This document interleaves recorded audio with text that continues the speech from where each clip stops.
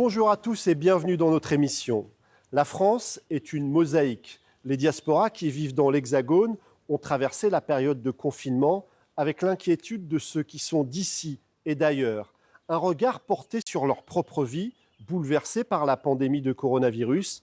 Un regard pour ceux qu'ils ont laissés de l'autre côté des frontières. Voici quelques-unes de leurs histoires.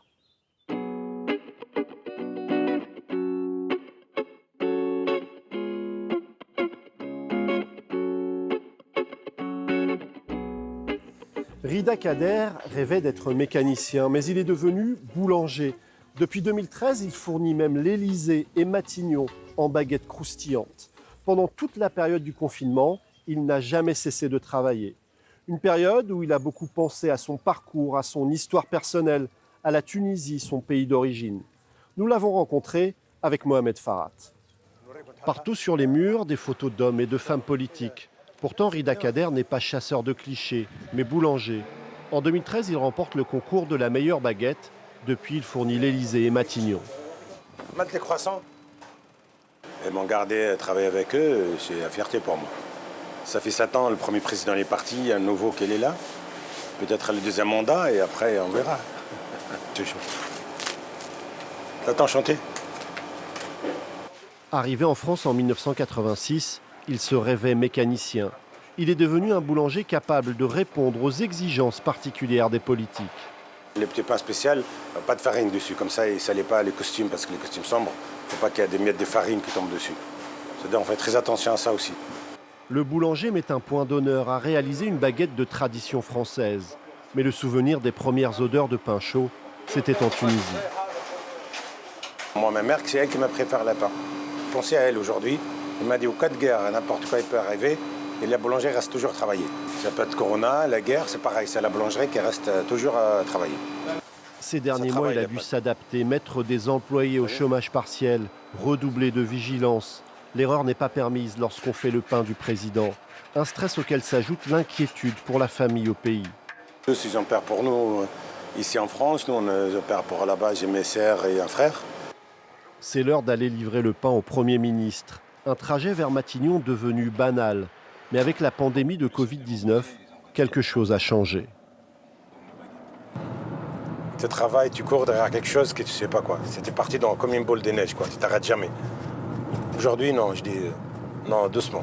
Fêter plus de la famille, travailler différemment, voir la vie autrement. Après une livraison express, il est 7 heures et il est temps d'aller à la rencontre des premiers clients de la journée. Ça, c'est la brioche orientale? Ouais. À l'Élysée, vous ne leur en livrez pas de ça? Non, à l'Élysée, on livre ça. Avec la pandémie de Covid-19, Rida Kader a un peu revu ses priorités.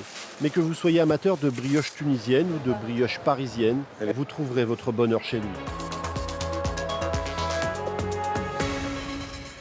La pandémie de Covid-19 et le confinement ont parfois été des sources d'inspiration. L'artiste colombienne Nancy Murillo a durant cette période redoublé de créativité, même si elle a été parfois taraudée par l'inquiétude d'être coupée de son public. Regardez ce reportage réalisé avec Natalia Ruiz Giraldo.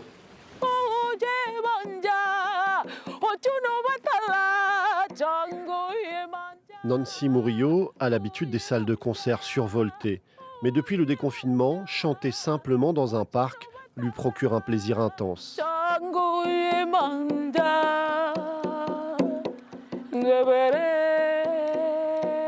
Tout est bon pour patienter. La scène, elle est partout. Maintenant, il faut se poser la question, comment faire pour continuer à être artiste, à continuer à chanter, à danser, à vivre de son art. Vivre de son art, c'est le défi que doit relever Nancy Murillo. Dans son petit appartement du 19e arrondissement, la création est partout. Elle est chanteuse, peintre, conceptrice d'objets en tout genre. Parce que c'est des cuillères, hein, ça. Et moi, je le fais avec beaucoup d'amour. Quand je fais ça, c'est donc je me pose la question, comment continuer à générer d'argent si mes concerts, je ne peux plus le faire. Et il faut que je puisse faire des pièces rapides à faire, que je puisse les vendre moins cher.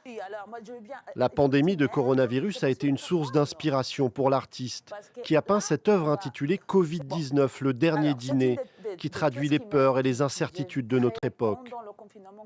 Ces moments-là, qui est le questionnement, nous allons où? Qu'est-ce qui va se passer? Tous ces personnages, qui c'est qui s'est invité Bah, la mort. Oh, la chucha. Moi, ce que je sors comme réflexion de toute cette période-là, unité, mi hermano. L'unité. Abuela pone el arroz, abuela siembra. Nancy Murillo passe une partie de son temps en Colombie, même si ses enfants et sa vie d'artiste sont en France. Adiós, tía, yo paro, pues. Esa es mi abuelita que yo venero, que adoro. Este es mi papá que se me murió ahorita, en noviembre. La pandémie de Covid-19 a été une source d'inspiration pour l'artiste. Mais elle attend avec impatience de pouvoir à nouveau partager son énergie avec le public.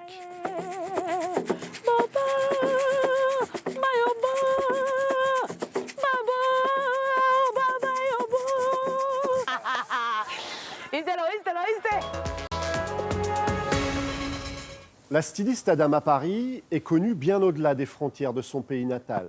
Avant le confinement, sa vie était faite d'allers-retours incessants entre la France et le Sénégal. Dans sa boutique du 12e arrondissement, chaque pièce est fabriquée en Afrique. Avec la pandémie de coronavirus, elle a su se réinventer, une situation qui a même boosté sa créativité. Un shooting photo dans une boutique lumineuse du 12e arrondissement de Paris. Ici, chaque vêtement, mais aussi chaque objet est fabriqué en Afrique. Nous sommes chez Adama Paris, figure incontournable de la mode, bien au-delà de son Sénégal natal. Une femme d'affaires qui ne tient pas en place, mais qui a dû s'adapter au Covid et imaginer d'autres façons de mettre en valeur son travail.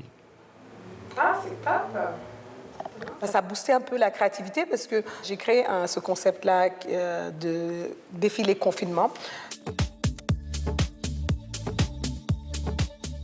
L'idée était juste que chacun de la maison, on puisse faire un fashion show comme on en faisait pour déjà faire voir nos créations et aussi continuer à promouvoir nos habits et les mannequins. Donc on a tout fait avec Internet. Cette année, Adama Paris organise une version digitale du Dakar Fashion Week. Elle a même imaginé une sitcom dont les thèmes sont la mode et le Covid. Pour la créatrice, le digital, c'est bien pratique.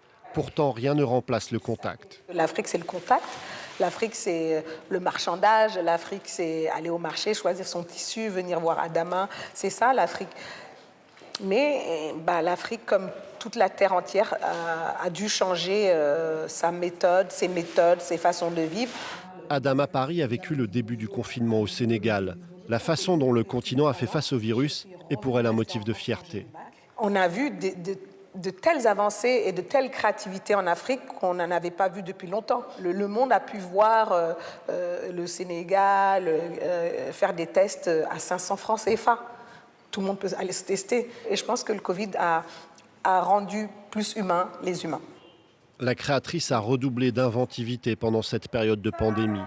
Mais la jeune femme attend avec impatience de pouvoir à nouveau disparaître à sa guise d'un continent pour réapparaître sur l'autre.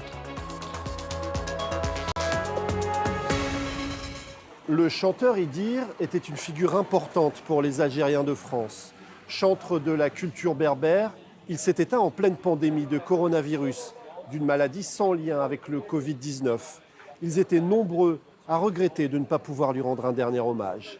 Sa fille nous a ouvert les portes de la maison familiale pour évoquer avec nous la mémoire d'un homme du monde. Un petit écrin de verdure en Île-de-France. Ce n'est pas la Kabylie, mais en tendant l'oreille, on pourrait presque entendre un air rendu célèbre par Idir. C'est ici que vivait l'artiste chéri de la diaspora algérienne. Sa fille nous accueille dans le grenier de la maison. C'est là qu'il aimait travailler. Il y a beaucoup d'œuvres qui ont émergé ici. Il a fait 2 albums, je crois. Il a énormément travaillé avec ses musiciens dans ce lieu. Ça, c'est sa guitare de scène, oui. Idir s'est éteint en pleine pandémie de coronavirus. Une valeur fondamentale qui va me rester de mon père, c'est son côté humaniste et universaliste. Parce que, effectivement, c'est un homme, il est kabyle, mais c'est vraiment un homme du monde. La disparition d'Idir en pleine pandémie a laissé la diaspora algérienne dans le désarroi. Certains n'ont pas compris que leur héros ne soit pas enterré là où il a vu le jour. Effectivement, à une période, papa disait qu'il voulait se faire enterrer auprès de sa mère en Algérie. Son discours a changé au fur et à mesure, tout simplement.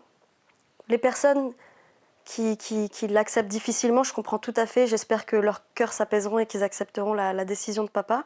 Qu'il soit enterré en France, à Paris, à Alger ou à Rio, comme c'était un homme du monde, que la terre lui appartient.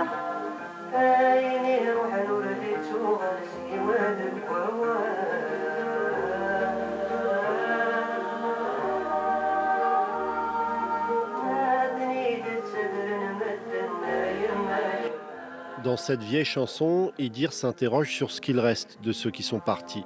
Pour sa fille, il n'y a aucun doute, l'artiste kabyle laisse une œuvre qui continuera de résonner longtemps, et pas seulement au sein de la diaspora algérienne. C'est déjà la fin de cette émission, merci beaucoup de l'avoir suivi. On va se quitter en musique avec une reprise d'une chanson d'Idir, interprétée par des artistes des deux rives de la Méditerranée. À très bientôt sur France 24.